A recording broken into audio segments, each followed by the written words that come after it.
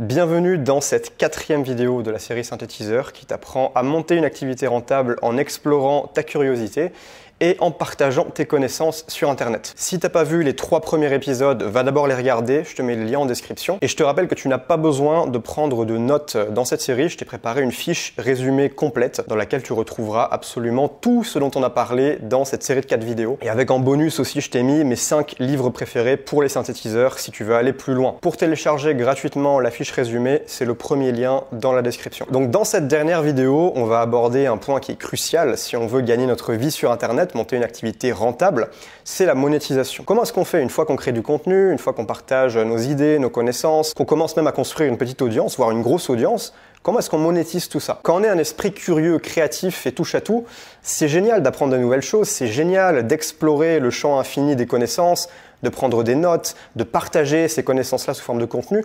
Tout ça, c'est génial et tu le fais déjà pour le plaisir, même si tu n'étais pas payé pour. Mais si tu pouvais être payé pour, ce serait encore mieux. Parce que réfléchis 2 secondes, si tu as une âme de synthétiseur, si tu aimes ça profondément, cette activité, bah c'est juste logique de vouloir en faire une vocation et pas que ça reste juste un hobby à côté d'un job alimentaire. Surtout si le job alimentaire te fait chier. Enfin, je veux dire, il n'y a rien de plus naturel, normal, de plus légitime que de vouloir gagner sa vie avec l'activité qu'on aime. Surtout qu'en étant créateur indépendant, tu peux gagner beaucoup plus que ce que tu aurais dans un job classique. Encore plus si tu es au SMIC, enfin vraiment aujourd'hui, c'est pas compliqué de gagner un SMIC sur Internet. À partir du moment où tu es travailleur, que tu as une stratégie qui tient la route et que tu t'investis dans ton projet, enfin je veux dire, gagner 1500 € en ligne, c'est vraiment pas difficile. Évidemment, si tu crois que c'est pas possible, tu n'y arriveras pas, ça c'est sûr. Et si tu regardes aujourd'hui, l'économie des créateurs ne fait que grossir. Donc tu vois que même aujourd'hui, le business en ligne, c'est encore sous-coté. Les opportunités sont partout aujourd'hui, tous les jours, tu as des petits jeunes qui popent de nulle part et qui gagnent leur vie. Des fois, ils font des 10 000 € par mois alors qu'ils sont encore étudiants. Et je dis pas que c'est le cas de tout le monde, mais ça existe. Vraiment, aujourd'hui, il y a des opportunités de dingue sur Internet. Si tu as le bon modèle économique, les bonnes stratégies de monétisation, c'est pas compliqué de gagner ta vie sur Internet. Il n'y a pas besoin d'être un génie, c'est pas réservé à une poignée d'élus. Les chiffres sont là, ils parlent d'eux-mêmes. L'économie des créateurs, c'est en train d'exploser. Il y a 5 grands modèles de monétisation pour les créateurs de contenu. Numéro 1, les revenus publicitaires. Numéro 2, les placements de produits, donc les sponsors. Numéro 3, le financement participatif, donc demander des dons à l'audience. 4e, l'affiliation, donc vendre les produits ou services des autres. Et 5e, vendre ses propres produits et services. Pour les revenus publicitaires, chaque plateforme a son propre programme de monétisation. Enfin, ça dépend lesquels, il y en a qui en ont, il y en a qui en ont pas. Les plus généreux, c'est YouTube et TikTok. TikTok, si tu fais des vidéos de plus d'1 minute, c'est assez intéressant. Si tu fais des millions de vues, ça peut bien payer. Après, c'est pas forcément une stratégie long terme parce que tu es dépendant de leur algorithme qui est hyper capricieux. Moi, j'aime pas trop. J'ai déjà fait un peu d'argent comme ça avec la TikTok Money, j'ai testé, mais il faut vraiment faire beaucoup de vues, être mainstream pour que ce soit intéressant. Après, ça peut faire sens dans certaines stratégies. Mais pour un synthétiseur, c'est clairement pas terrible. Ensuite, le sponsoring, ça peut être intéressant dans certains cas. Si tu as une audience ciblée, par exemple, dans le milieu de la tech, tu peux faire des placements de produits. Après, bon, si tu es mainstream, tu peux toujours faire le classique NordVPN, mais tu comprends bien que c'est pas si tu as 10 000 abonnés que tu va faire des placements de produits bien rémunérateurs. Personnellement, des placements, j'en ai jamais fait. Je préfère vendre mes propres produits, tout simplement. Pour un synthétiseur, c'est beaucoup plus efficace. Je développerai dans un instant. Après, on a le financement participatif. Donc ça, c'est, tu sais, les plateformes type Patreon, Tipeee, Utip. À titre personnel, je suis pas fan. C'est vraiment mon avis à moi. Mais j'ai l'impression que ça fait un peu demander une petite pièce aux gens, quoi. Il y a un petit côté mendicité que j'aime pas trop. Après, il y a des créateurs pour qui ça marche bien. Donc évidemment, on peut pas donner de règles générales ici. Mais pour un synthétiseur, c'est pas terrible. Clairement, c'est pas rentable comparé à ce qu'on pourrait avoir avec d'autres modèles. Ensuite, on a l'affiliation. L'affiliation, c'est vendre les produits et les services des autres. Ça peut être intéressant de faire des partenariats. Moi, par exemple, pendant un moment, je faisais de l'affiliation avec mon pote Roman Payet, qui a, lui, une chaîne YouTube sur la bourse. Et il a un programme dans lequel il apprend aux gens à investir en bourse qui s'appelle la méthode Trident. Et moi-même, j'étais super fan de son programme. Enfin, j'étais client et très satisfait. Et donc, j'ai dit à Roman, bah mec, faut qu'on fasse un partenariat, une collab. Je veux faire découvrir ton produit à mon audience. Et donc, ça s'est fait. J'ai aidé Roman à promouvoir sa méthode Trident. Ça a très bien marché, ça s'est très bien vendu de mon côté quand j'en ai parlé. Après, pour ça, il faut faire attention à être sûr avec qui tu traites, que la personne soit honnête, qu'elle ait un bon produit. Donc ça, c'est bien quand tu es toi-même déjà fan du produit. Là, faire de l'affiliation, ça fait sens. Quand c'est possible, évidemment, c'est pas toujours possible. Mais si tu as d'autres potes créateurs, synthétiseurs qui ont des expertises que toi, tu n'as pas et qui ont une formation sur un sujet qui pourrait intéresser ton audience, mais toi, c'est pas quelque chose que tu maîtrises, Tu peux faire un partenariat comme ça en affiliation, à vendre le produit d'un autre créateur. L'affiliation, ça peut aussi être sur des logiciels, par exemple. Moi, j'ai quelques petits revenus d'affiliation sur des logiciels dont j'ai parlé. Et comme c'est des logiciels à abonnement, je touche tous les mois. Bon, c'est pas grand-chose, mais je touche des petits revenus parce que j'ai des affiliés qui payent chaque mois ces logiciels. Mais ce dont on va surtout parler dans cette vidéo, c'est le modèle numéro 5, c'est vendre ses propres produits. Résous tes propres problèmes, puis vends la solution. On l'a vu dans la première vidéo de la série, souviens-toi, le synthétiseur a une mentalité de croissance. En tant que synthétiseur, tu explores ta curiosité, non pas dans le but d'accumuler des connaissances académiques pour impressionner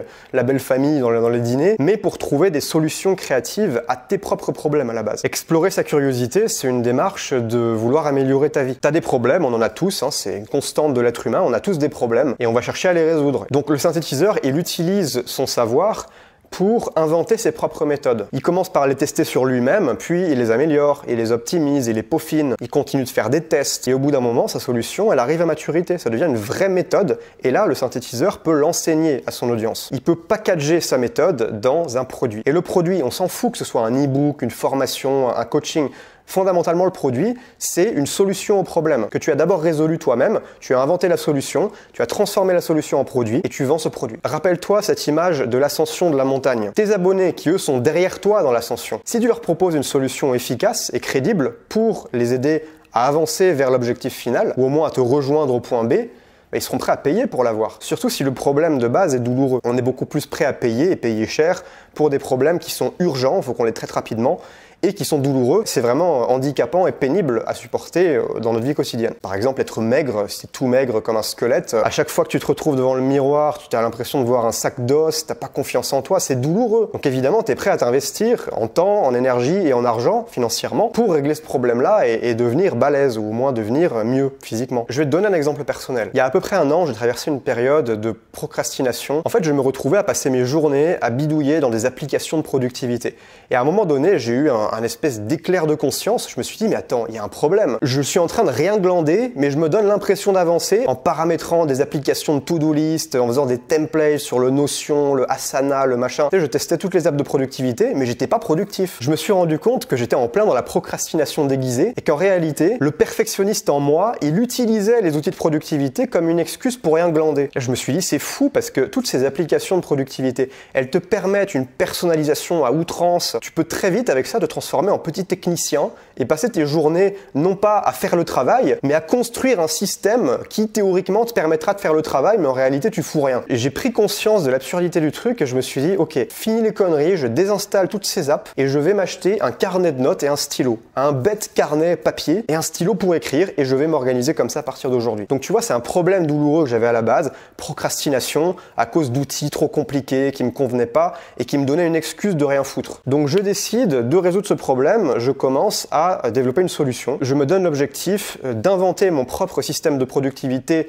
minimaliste et sans distraction, parce qu'il y a aussi ce problème de distraction, quand c'est les outils numériques, tu as les réseaux sociaux à portée de clic. Donc je me suis dit, je vais inventer mon propre système de productivité papier. J'ai passé des mois à faire des tests, à développer, à tester des trucs, à me former aussi sur le sujet, voir comment les autres faisaient, tester des approches, il y en avait plein qui marchaient pas, développer mes propres techniques. Enfin vraiment, je me suis engagé pendant un bon 6 mois à créer l'outil de productivité analogique parfait. Et au bout de 6 mois, j'ai considéré que la méthode était mature. J'avais testé plein de choses, j'en étais très satisfait, ça m'apportait une vraie valeur dans ma vie. Et donc je me suis dit, ok, je vais créer un produit que j'ai appelé la méthode Focus Book. Et j'en ai fait une petite formation, tu vois, que j'ai vendu 100 balles à peu près au lancement. Et ça a cartonné, ça a cartonné. Non seulement ça s'est très bien vendu, mais en plus, les gens ont vraiment kiffé. Et ça les a vraiment aidés eux aussi, parce que ceux qui ont acheté la méthode, ils étaient dans ma situation 6 mois plus tôt, à galérer sur des outils qui se prétendent être des outils de productivité, mais qui sont en réalité des distractions. Et ma méthode, qui moi, m'a réglé le problème, les a aidés eux aussi. Après, évidemment, on est tous différents et j'encourage toujours les membres de mes formations à adapter les méthodes à leur sauce si c'est nécessaire. Le plus important, c'est la connaissance de soi. Mais tu vois la dynamique derrière. J'ai résolu un problème que j'avais, j'ai trouvé une solution, je l'ai développée, je l'ai élaborée jusqu'à ce qu'elle arrive à maturité et là, j'en ai fait un produit et ça a très bien marché. Quand tu fais ça, ça t'évite aussi de devoir lancer un produit au pif. Où tu te dis peut-être que ça va intéresser les gens, mais en fait, t'en sais rien. Et au final, tu te retrouves à faire un flop parce que le problème que tu pensais cibler, il n'existe pas. Quand tu cibles ton propre propres problèmes et que tu attires des gens qui te ressemblent, c'est un vrai cheat code marketing. Tu as bien plus de chances que ça marche parce que le problème est réel. Ton audience, c'est des gens un peu comme toi, donc il y a de fortes chances que parmi eux, il y en ait bon nombre qui aient le même problème et qui soient prêts à payer et qui te font en plus confiance parce que tu es un créateur authentique. Donc ils vont pas hésiter, ils vont se dire bah tiens, là Jean-Célestin, je l'aime bien, il m'a apporté beaucoup de valeur, là il propose une solution à un problème que j'ai, bah vas-y, je vais acheter son programme ou son e-book ou son coaching ou peu importe le format en vérité. Personnellement, j'ai dû créer entre 40 et 50 produits comme ça, des petits cours et à chaque fois c'était ça. À chaque fois c'était un problème que j'avais résolu pour moi dans ma vie, dans mon business. Ah, t'as bien vu tous les sujets que j'ai explorés au fil du temps, il y a eu beaucoup de problèmes à résoudre. Et donc à chaque fois que j'ai lancé un produit, c'était une méthode que j'ai testé d'abord sur moi et une fois que c'était suffisamment élaboré, voilà, j'en fais un produit, c'est comme ça que j'ai bâti mon business. Donc voilà le modèle économique du synthétiseur. Résous tes propres problèmes, puis vends la solution. Tu sais, en marketing, on parle beaucoup de l'avatar client. Il faut que tu définisses ton client cible. Mais pour le synthétiseur, l'avatar client, c'est toi-même. C'est ton toi du passé. Donc ça simplifie tellement le travail de marketing. T'as juste à te replonger dans tes souvenirs et à parler aux gens avec le cœur. Et t'as même pas besoin de te demander est-ce que je suis légitime, puisque la méthode, elle marche sur toi. Elle donne des résultats et t'en es la preuve vivante. Après là, tu te dis peut-être, ok, super, mais comment je fais pour vendre mon produit? Je suis pas un bon vendeur, j'ai jamais appris à faire ça.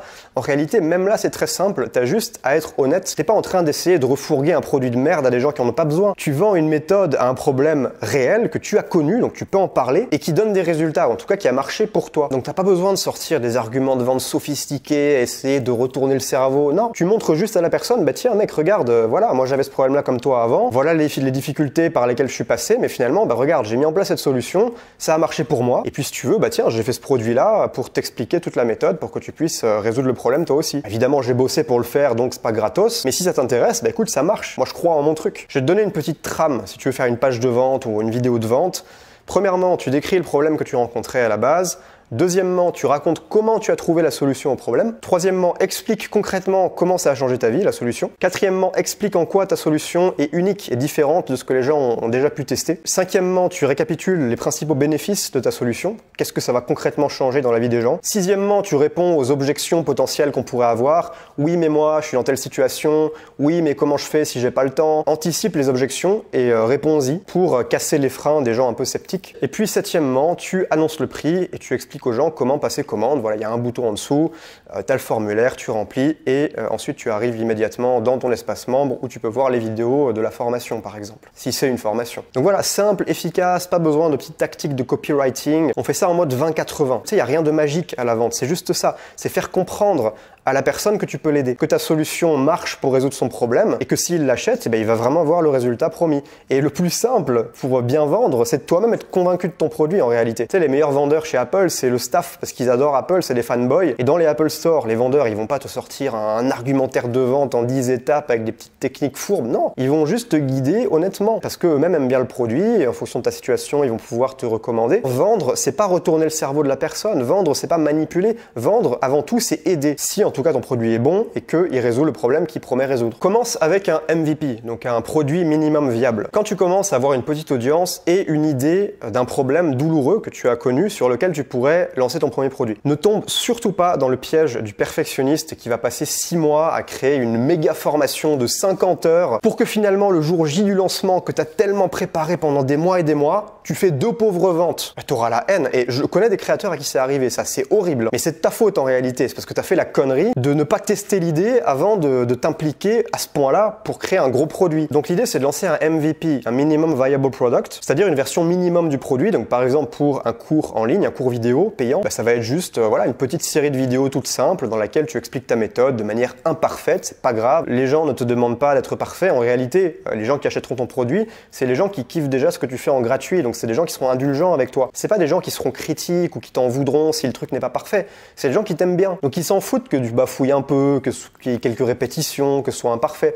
C'est la version 1 de toute façon. Et tu peux même le dire, c'est une première version, vous aurez toutes les mises à jour gratuites, et là du coup c'est moins cher pour le lancement. D'ailleurs le MVP, t'es même pas obligé de faire des vidéos, ça peut être juste un bête e-book dans lequel tu expliques ta méthode à l'écrit. Et après plus tard, dans des versions suivantes, tu pourras là si tu veux compléter avec des vidéos, développer la méthode avec des nouvelles découvertes que tu as eues, comment tu as pu l'améliorer, etc. Moi j'ai fait ça par exemple avec ma formation cerveau numérique qui t'apprend à utiliser Obsidian, à créer une base de connaissances personnelles. Ça, c'est vraiment, enfin, je sais pas pour te vendre le truc, mais je pense que c'est vraiment l'outil ultime du synthétiseur. Moi, ça m'a changé la vie d'avoir comme un Wikipédia personnel dans lequel tu as toutes tes connaissances rangées et tu peux y accéder en un instant. Ma formation cerveau numérique aujourd'hui, c'est pas la première version. Quand je l'ai lancée, ça faisait pas super longtemps que j'avais découvert cette méthode-là. Je venais de commencer à l'élaborer et je me suis dit, bon, je vais lancer rapidement un MVP. C'est pas grave si c'est pas parfait. Dans tous les cas, je l'améliorerai.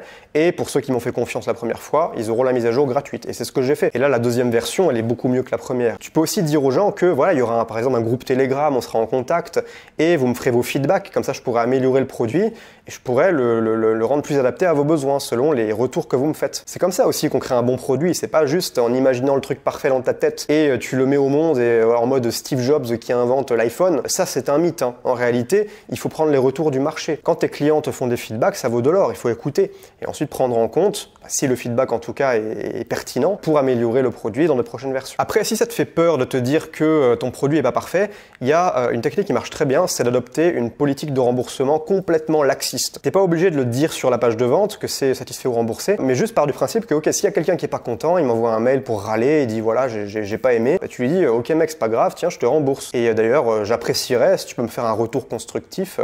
Pourquoi est-ce que tu n'as pas aimé? Comment ça aurait pu mieux répondre à tes besoins? Si tu fais ça, non seulement il est très peu probable que tu aies plus de 10% de demandes de remboursement, donc en réalité, dans les faits, il y a peu de gens qui demandent le remboursement. Et puis ça te permettra de quand même passer à l'action en te disant, bah, au pire voilà, si les gens aiment pas, je les rembourse. Ça va te libérer d'un gros fardeau émotionnel. Un bon plan pour commencer, vendre du mentorat one-one. Le mentorat, c'est-à-dire vendre des coachings en one-to-one, c'est probablement la meilleure manière de commencer à gagner sa vie en tant que synthétiseur, surtout quand tu as une petite audience. Comprends bien que sur Internet, c'est beaucoup plus facile de faire une vente à 5000 € que de faire 100 ventes à 50 €. Dans les deux cas, tu gagnes autant, mais c'est beaucoup plus facile de vendre une fois quelque chose de cher que plein de fois trouver plein de gens pour t'acheter un truc pas cher. Donc quand tu as une petite audience, si tu veux commencer rapidement à gagner ta vie avec ton activité, à vivre de ton contenu, le plus simple, c'est de faire de l'accompagnement, one-one, du coaching. Et au-delà de l'aspect financier, le gros avantage de ça, c'est que tu vas apprendre à connaître ton client cible. Évidemment, c'est aussi ton toi du passé avec le modèle du synthétiseur, toi passé, toi présent, toi futur, ok, mais c'est aussi hyper important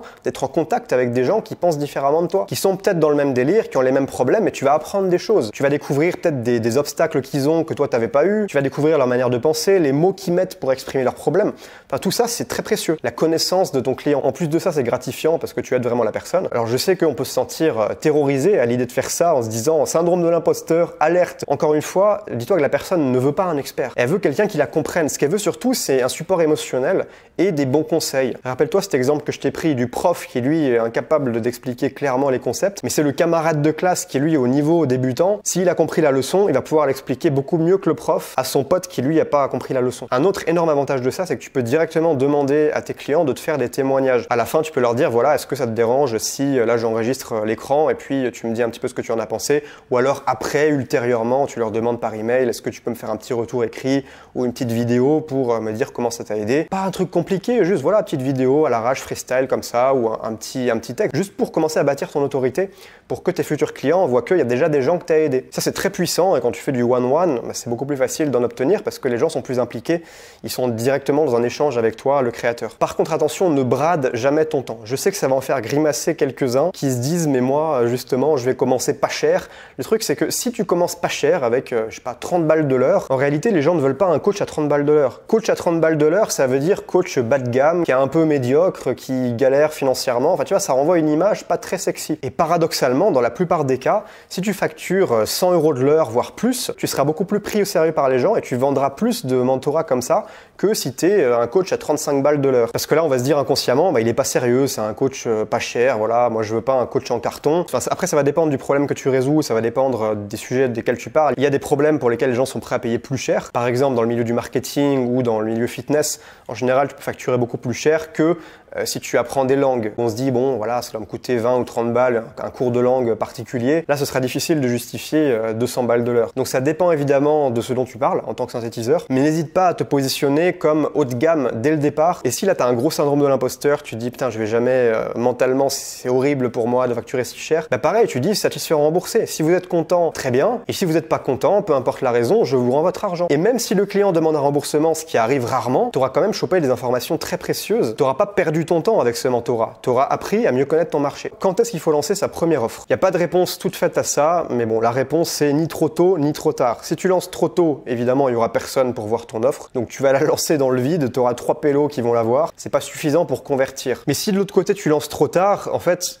ton audience aura déjà l'habitude d'avoir tout en gratos. Et là, tout d'un coup, tu arrives avec quelque chose de payant. Peut-être que les gens comprendront pas trop. Ou ils n'auront pas l'habitude d'acheter des produits chez toi. Donc il y aura une barrière initiale qu'il faudra casser. Ce sera plus difficile. Donc moi, je te conseillerais vraiment de commencer déjà avec du contenu gratuit, construire une petite base d'audience, peut-être quelques centaines, quelques milliers d'abonnés. Le mieux, c'est les inscrire à ta liste email. Si tu as, je sais pas, 300 inscrits à ta liste email, ça peut être suffisant déjà pour commencer à faire tes premières ventes. Mais avant de lancer un produit, commence par apporter de la valeur gratuitement, à discuter avec tes abonnés, comprendre leurs besoins. Et ce que tu peux faire aussi, c'est créer un petit sondage. Donc tu fais un Google Form, tu envoies le lien Google Form et les gens remplissent. Tu leur demandes quel est votre problème numéro 1 actuellement par rapport à tel sujet. Qu'est-ce que vous avez essayé pour régler le problème? Qu'est-ce qui a marché? Qu'est-ce qui n'a pas marché? Pour comprendre comment tu peux les aider. Ramène le plus tôt possible les gens vers une liste email. C'est le meilleur canal pour vendre. Vendre sur les réseaux, c'est très peu efficace parce que les gens sont distraits. Mais vendre par email, les gens sont concentrés, ils reçoivent directement tes messages, ils lisent les mails, et en plus l'audience t'appartient vraiment. Il n'y a pas d'algorithme qui décide si tes abonnés vont voir ou non le contenu que tu as mis aujourd'hui. Une fois que tu as déjà rassemblé quelques centaines d'inscrits email, tu peux lancer ton MVP ou ton offre de mentorat en one-one. Envoie entre 3 et 5 mails pour en faire la promotion avec une deadline à la fin. Tu peux faire par exemple une réduction sur le prix seulement pendant la première semaine, ou alors tu peux dire là je prends seulement 2 personnes en coaching parce que j'ai pas le temps de faire plus pour me concentrer à fond sur mes élèves. L'urgence, c'est hyper important pour vendre, ça va vraiment booster tes ventes à un niveau que tu n'imagines même pas. Parce que sinon les gens procrastinent, ils se disent je pourrais toujours le faire plus tard et au final ils oublient. Alors je sais, vendre c'est intimidant, surtout quand on n'a jamais appris à le faire, mais rassure-toi, une fois que tu l'as fait une fois, c'est beaucoup plus facile. C'est comme beaucoup de choses, la première fois tu as besoin de débroussailler tout un tas de croyances limitantes, mais une fois que tu l'as fait, tu t'es prouvé à toi-même que tu en es capable et le refaire c'est 10 fois plus facile. Dis-toi que moi, ma première formation, je l'ai lancée en 2016, c'était en septembre 2016, c'était un petit cours vidéo, comment arrêter de fumer avec la programmation neurolinguistique. C'était absolument pas ce que mon audience voulait d'ailleurs, j'étais complètement à côté de la plaque. J'ai fait 2 ventes à 27 € pour 2 semaines de travail, donc vraiment c'était pas rentable du tout, mais j'étais quand même content parce que de 1, j'avais pas fait 0, j'avais fait 50 balles, et puis surtout, le faire une fois, ça m'a montré que, ok, en fait, j'en suis capable, j'ai réussi à le faire une fois, la deuxième fois c'est beaucoup plus facile. Et si j'avais pas lancé cette première formation qui a été suivie par 2 personnes et qui était totalement imparfaite d'ailleurs, mais au moins je l'ai fait et sans ça, j'aurais pas continué à en faire jusqu'à en faire plus de 50 et c'est ce qui a construit mon business et ce qui m'a permis de devenir libre. Donc vraiment le premier lancement est crucial, c'est difficile, mais il y a plein de gens qui l'ont fait avant toi. Moi quand je me suis lancé, personne faisait ça, donc plein de gens te traitaient d'escroc parce qu'ils avaient jamais vu ça ailleurs, ils se disaient qu'est-ce que c'est que ce truc là, vendre des formations. Aujourd'hui tout le monde le fait, c'est devenu beaucoup plus normal et accepté, en tout cas quand tu es dans une démarche authentique et sincère. Si tu es là avec ton grand sourire de vendeur et essayer de refourguer un produit foireux à ta commu, les gens vont le sentir. Mais je le répète, si tu es authentique dans ton marketing, vendre, c'est juste aider en réalité. C'est juste montrer aux gens que tu as une solution qui peut vraiment les aider à résoudre leurs problèmes douloureux. Tu es juste sincère, tu aides les gens, tu les guides. Et s'il y a quelqu'un qui te pose une question et tu te rends compte que ton produit n'est pas le plus adapté pour lui, tu vas lui dire. Tu lui dis, écoute, non, dans ton cas, peut-être mon produit c'est pas le mieux, peut-être tu pourrais faire ça à la place. L'idée c'est aider les gens. Tu as une solution qui marche, ce serait bête de pas vouloir la partager aux autres. Et évidemment, comme tout travail mérite salaire, ça a un prix. Donc voilà, on arrive à la fin de cette série de vidéos synthétiseurs. J'espère que ça t'a aidé, c'était le but en tout cas. À toi de jouer maintenant, je peux pas passer à l'action à ta place. Tu as la fiche résumée, télécharge-la maintenant si tu l'as pas fait, si tu t'es dit je le ferai plus tard. Non seulement tu auras le résumé de toutes ces 4 vidéos de cette série synthétiseurs que tu auras à portée de main pour y revenir quand tu veux, mais en plus tu recevras ma newsletter pour les synthétiseurs, donc plein de contenu exclusif que je partage seulement à mes abonnés email. Il y aura aussi des produits payants si tu veux te former avec moi. Pour t'inscrire, c'est le premier lien en description et tu recevras déjà la fiche résumée. Et je t'enverrai aussi des mails plein de valeur dans ces prochains jours. Je te laisse ici, je te fais une bise et je te dis à très vite pour une prochaine vidéo. C'était Emilio, ciao.